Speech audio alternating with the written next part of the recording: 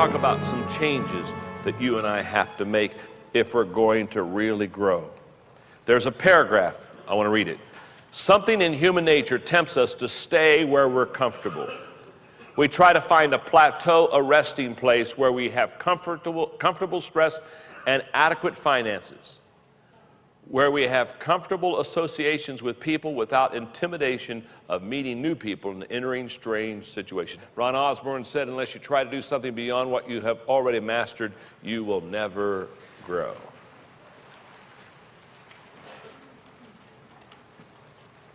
So let me give you 3 quick thoughts about your personal growth and your own development. Number 1, start with yourself. Again, just like in learning how to be a leader, you start with yourself. When you want to grow, you start with yourself. It all begins with yourself. I'm going to read the paragraph. The following words were written at the tomb of an Anglican bishop around 1100 AD in the crypts of Westminster Abbey. When I was young and free and my imagination had no limits, I dreamed of changing the world. As I grew older and wiser, I discovered the world would not change, so I shortened my sight somewhat and decided to change only my country. But it too seemed immovable. As I grew into my twilight years, in one last desperate attempt, I settled for changing only my family, those closest to me, but alas, they would have none of it.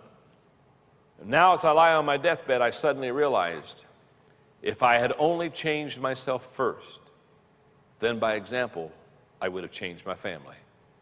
And from their inspiration and encouragement, I would have been able to better my country, and who knows, I may have even changed the world. But it begins with myself.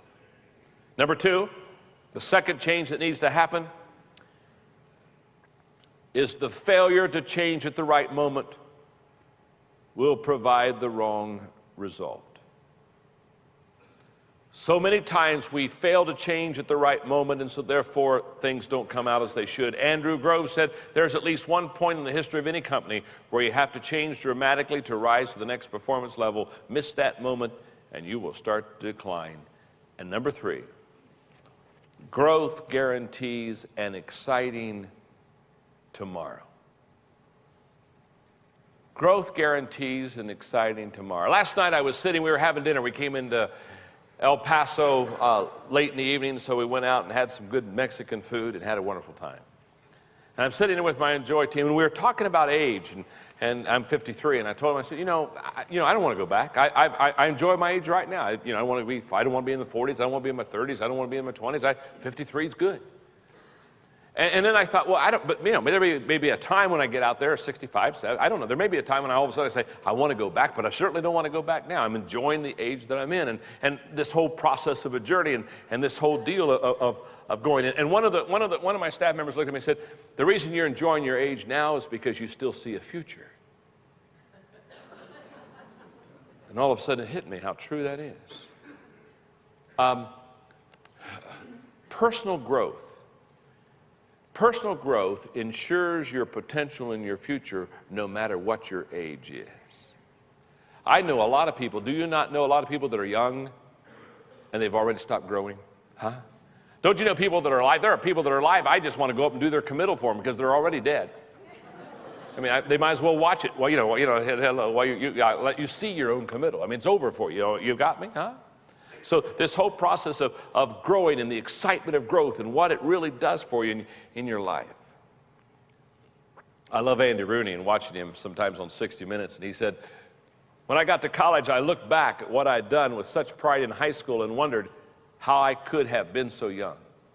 And when I went to work for a newspaper and started cleaning out boxes of things I'd written for a college newspaper, I burned them hastily so no one would ever know how bad I had been as a writer. Over the years, whenever I've looked back at things I wrote in the past, they seem, how shall I say, June.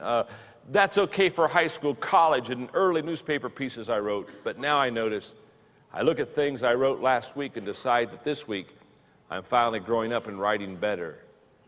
What am I going to think of next week? That's a picture of a person who's always growing. Now, let's talk about the environment. Let's talk about a healthy environment to grow as a person.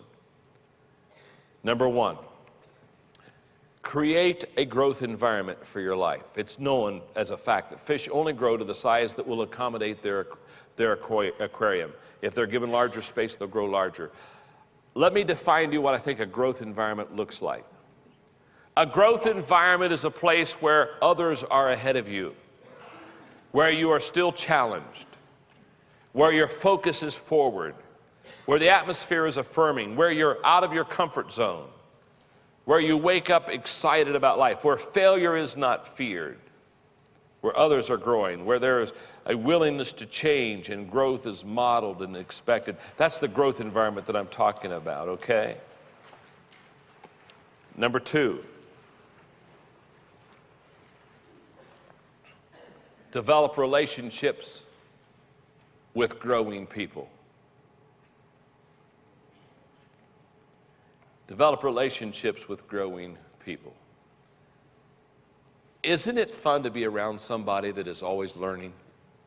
And they're just sharing with you what they're learning and the excitement of it. The other night, Margaret and I try to, as often as we can, invite growing people to our house for dinner. And the other night, one of the people I had over to our house, we had some wonderful people. One of the people was John Hagee, who is now in his middle 70s.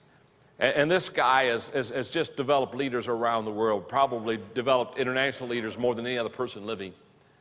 And we sat at the table for 2.5 hours, and as we ate, he just talked about what he was doing. In fact, he was getting ready. He said, I'm going to have to leave early tonight because I want to fly out tomorrow morning for Singapore. And I mean, here's this guy, 76, and I'm looking at him, and he's just excited about life, and he's excited about what he's doing, and he's excited about what's coming next. And I'm saying, here's a guy who's going to live till he dies.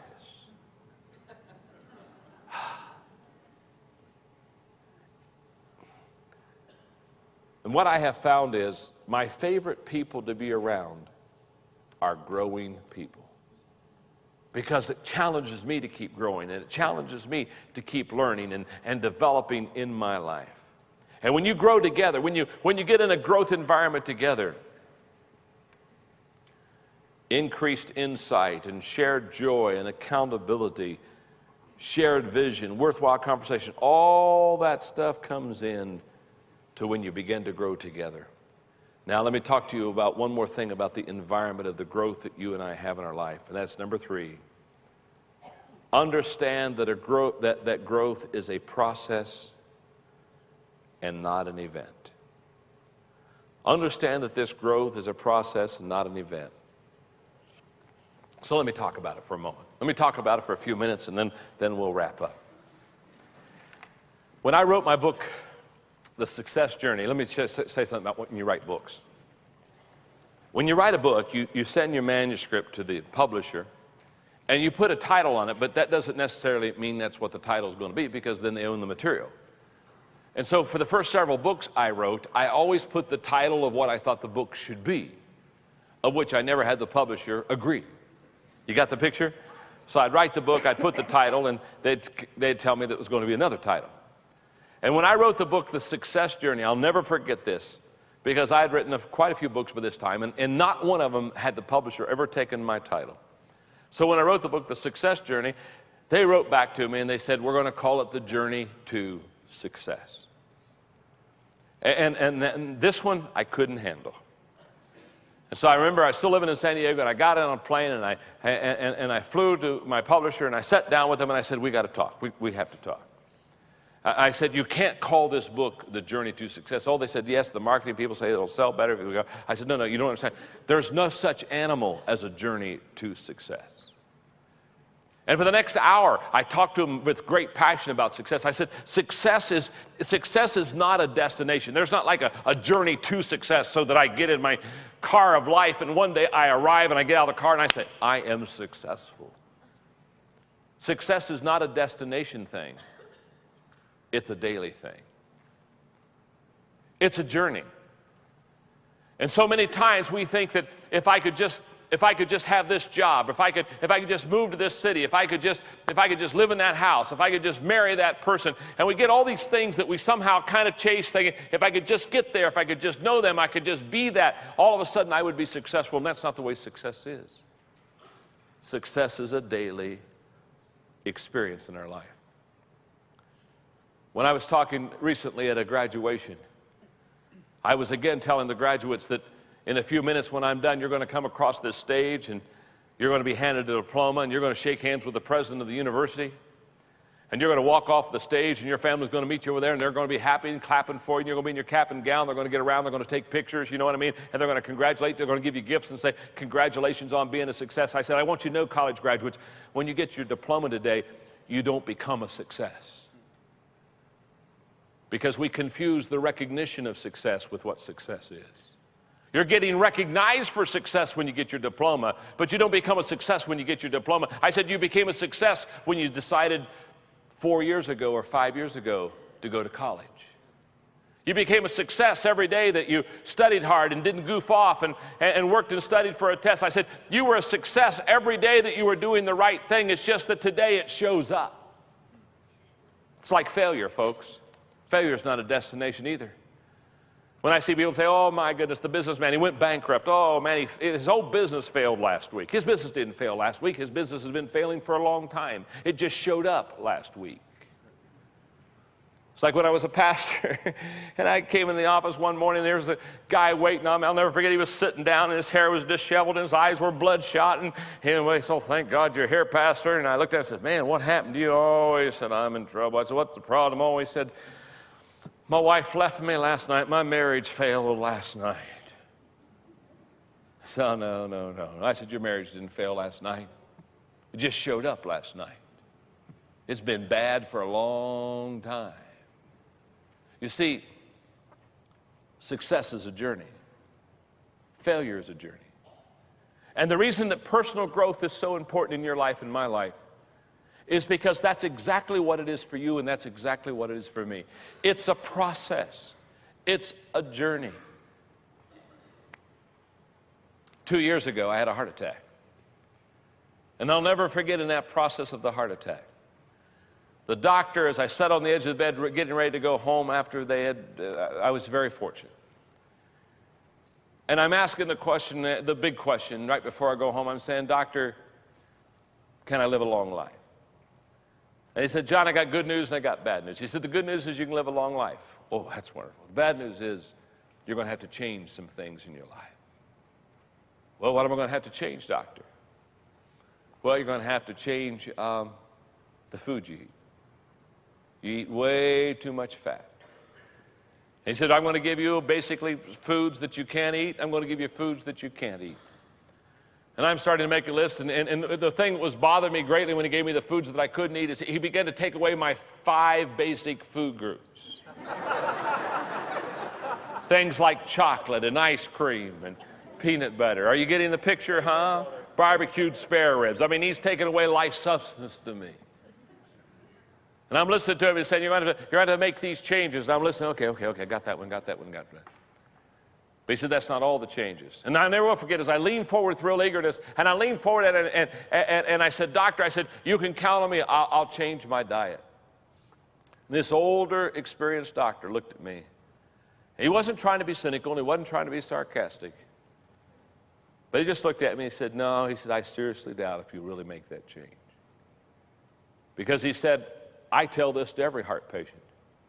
And he said, within 6 months, 85% of all heart patients go back to eating the same food that caused the problem the first time. And then he said, you also are going to have to exercise every day.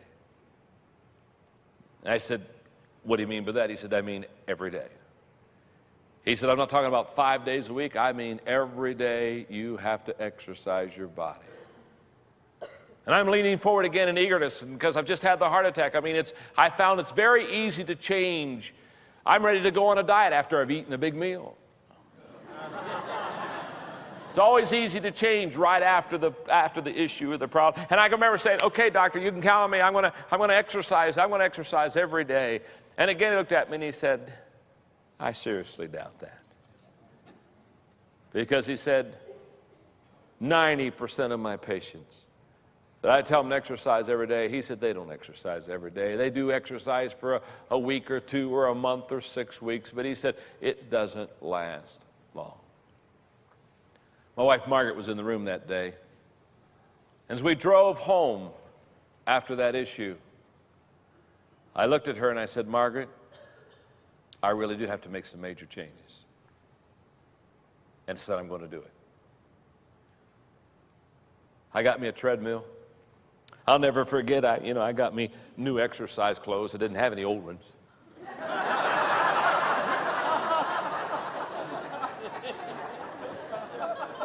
And I got on my treadmill that first day, and man, I'm doing that walk deal, and I'm just moving as fast as I can, and after about 30 minutes that I'm just sweating, and I'm thinking, oh, was this awesome. I turned off, I felt so physically superior.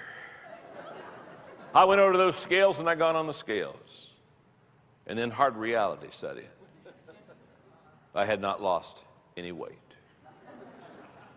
I had thought for sure I had shed at least 10 pounds on that treadmill. And the second day I got on that treadmill and I did my 30 minutes and I got off the treadmill and I thought, well, today the old scale isn't going to be able to handle the light boy. And I hadn't lost any weight. Then the third day I got on the scale and I did the whole deal, and I got on the treadmill, did the whole deal, and then got on the scale, and I figured, well, today surely it'll show up. And I had not lost any weight. Took me 4 days. 4 days. On the fourth day I got on the scale and it had dropped a pound. And I thought, at last. Took me 4 days for anything on the scales to show up. Now that was 2 years ago. That was 2 years and 40 pounds ago. And every day I still get on the old treadmill and I keep on moving. And what I have learned is that when you do something that is right, it doesn't show up immediately. And one of the reasons that we quit doing what is right is we want instant gratification. We want to exercise and lose 5. We don't mind any diet as long as it only lasts 3 days. We're all for losing 25 pounds if we can do it in about 4 exercise routines. And what I learned in this whole process of the heart attack and talking about growth is it's day in, day out, day in, day out. And it's not only with exercise, it's the same way with food. I've only cheated knowingly 1 time in 2 years on food. And I was on a flight from Atlanta to Seattle, and I hadn't eaten all day because I've been busy, not because on purpose, because one of my spiritual gifts is eating. And so I'm not one of these people that's into denial and fasting. When everybody's doing the 40 days fast, I'm not that godly, I'm not that spiritual. I was trying to do a 4-hour fast from lunch to dinner, and you know what I mean? I hold the whole deal, and I fasted 8 hours while I slept, and that's about it. But the only time I cheated as I was going from Atlanta to Seattle and I hadn't eaten all day, and I was on that plane, and the food wasn't stuff I could really eat, and so I said no, and I said no, and I said no. And we were about 2/3 of the way there, and they heated up some chocolate chip cookies. And I said, dear God, I do not have the ability to withstand temptation. So I ate that chocolate chip cookie without any guilt and said, that was so good. That was 8 months ago. Haven't had any more since. So I have cheated once. But I want to tell you something. Every day, I just do the same thing. Now, here's the key. And by the way, 3 months ago, I was at Emory University, and I went through the 6-hour test. They did the whole deal, checking with me the heart rate, the whole thing, made sure the heart was still pumping. And they came out of Emory, and they said, John, you're in the top 4% of conditioned people right now. And they said, you're doing well. It's like you never had a heart attack. The damage is gone. I said, thank you, God. Thank you, God. Now, let me say, here's the key I want you to get today. Well, if you want to grow as a leader, it's a process. If you want to grow as a person, it's a process. And it's the day in, day out, step at a time that really makes the difference in your life and really makes the difference in my life. So here's the good news. If you start doing what is right today, you're already a success. It just hasn't showed up. Let me flip it. If you're doing the wrong thing today, and if you're doing the wrong thing tomorrow, you're already a failure. It just hasn't showed up. So what I want you to do today is make a commitment to grow as a person, to make a commitment to grow as a leader, one step at a time. Don't try to shortcut it. Don't try to do it fast. Hey, our problem is too many times we try to microwave leaders. And we need to quit microwaving leaders, and we need to start crock-potting leaders. Give it time. You need time to marinate. So here's what I want you to know. If you choose today to grow, if you choose today to start studying leadership, if you choose today to apply leadership to you, I can promise you it has potential to change your life. I know this because in 1974, a guy sat across from me at the Holiday Inn, and his name was Kurt Kampmeyer, and he asked me this question: what's your plan for growth? And I hem-hauled around because I didn't have any plan. And then he sat down with me and he showed me a plan. And that day he gave me the greatest gift beyond my own personal salvation.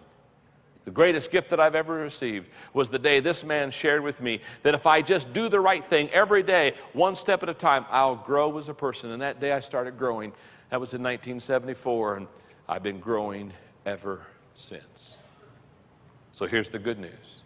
Every one of you can make a choice today to start growing. And then every day you make the same choice to start growing. Now, think about that person you're seated beside right now. Remember, we've already found out that they can become a leader. They can also start growing today. And the best thing for you to do is get in a group and grow together. You've been at this conference, get 2 or 3 people around you and say, do you want to grow? And by the way, some of you might say, no, I don't want to grow. I just kind of want to just die, okay? And that's your choice. But find 2 or 3 people that want to grow, and because that way you encourage one another. You hold each other accountable, and you really develop one another in your life. Because here's what I know. What you are going to become tomorrow is a determination that you make today. The secret of your success is discovered in your daily agenda.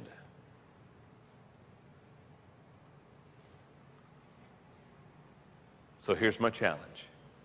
As a person and as a leader, determined to start growing today, and watch the process. And 5, 6 months from now, you won't even recognize yourself, because you'll say, I am now becoming the person that I've wanted to become. Does that make sense? You can do it. Thank you very much.